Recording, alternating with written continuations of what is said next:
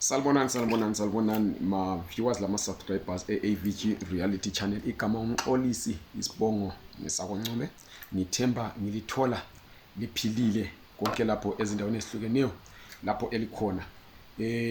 Ngemva kokubana sengenze ivideo ya last time nganxa ya ngendaba zama waiver, kulabantu abangifakele ama messages bebuza izinto ezihlukeneyo. Abanye babuza ukuthi ba-applyela ama-waiver besebenzisa ama-email address abanye abantu and labo bantu abasabatholi.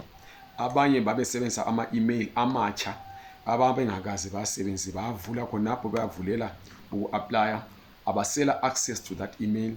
Leyo email abasela password and abasakhona ukuthi bayi-retrieve leyo email. Abanye ba-applyelwa ngabantu basebenzisa ama-emails abangawaziyo bona, basuka labo bantu basuka lapha bebekhona and abasabatholi. So bayabuza ukuthi benze kanjani ukuze bathole ama-outcomes ama-waiver abo. Abanye bathi bona mabethola i-outcome ye-waiver ku-email address abayisebenzisayo, nxa bethi bayayivula beklika ku-link lana bengafaka i-date yabo yokuzalwa, bathola kuthiwa file not found. So bayabuza ukuthi benze kanjani ukuze bathole ama-outcomes wabo. Yilokho ngifuna ukuthi ngikuphendule namhlanje. Ngingaqhubekela phambili ngiphendule, ngizacela ukuthi li-subscribe kuli channel, li-like ivideo le, libuye liyishare ukuze itholakale ebantwini abanengi abahlukeneyo ababe bengabe belohlupho olufanayo ukuze labo basizakale. So if wena wa-applyela wasebenzisa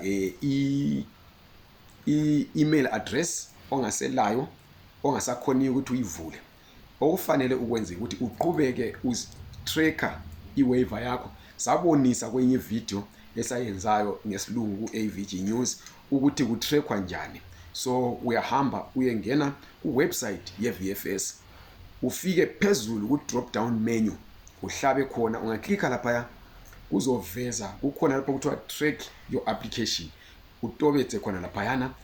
Ungenza njalo izavula, izakunikeza indawo lapho ufaka khona i-reference. I-reference yakho yinamba le eqala ngo-TRW owabhadala ngayo ebank nxa kuyikuthi i-application ye-waiver. Nxa inge-visa is TRV, ma kuyi-permanent residence permit is PRP. So uyifake laphayana ube sufaka kuphela isibongo sakho, izokutshela yona lapha ekhona.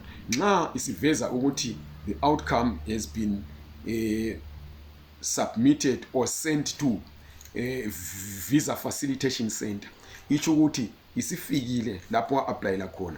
Hamba ku nearest VFS office uphethe i-passport yakho, uphethe le receipt leya ewayiphiwa, usuqeda ukusubmita for usuqeda ukusubmita physically. Ungasebenza lokho baza kuprintela. Kulabanye asebethe bona bake bakuzama lokho batshelwa kwathiwa abasawanidi ama-waivers. Akusilo iqiniso lelo. Lingalandi abantu abahleli phansi phandle abangowindi abazifunela imali kini. Ngenani phakathi e-VFS. Lalo muntu ophandle vela ukhuluma nawe, nakhuluma lo security umtshele ukuthi wena ulande outcome yakho, ungene phakathi. Bazafika bakuprintele i-waiver yakho. Bangayala usuphakathi ubacele ukuthi ucela ukubona umanager, baza kuprintela. Into le into wayi-applyelayo yinto owayibhadalelayo, kufanele ukuthi uyithole noma kanjani. Njalo uyayidinga uma usu-applyela i-general work visa, because ngeke uthole i-general work visa ungelayo i-outcome yakho ye-waiver, ngoba kumele uyi-attach uma ususiyosubmita. Kube sokusiba labo athi bona nxa bevula i-link yabo ithi file not found. Lokho kwenziwa into ezimbili, kungaba yi-system error, kube sokusiba njalo lokuthi i-link ise-expire. Ithe wena ifika wayeka ukuyi-downloada yaze ya-expire, sufuna ukuyi-downloada ngesakho isikhathi.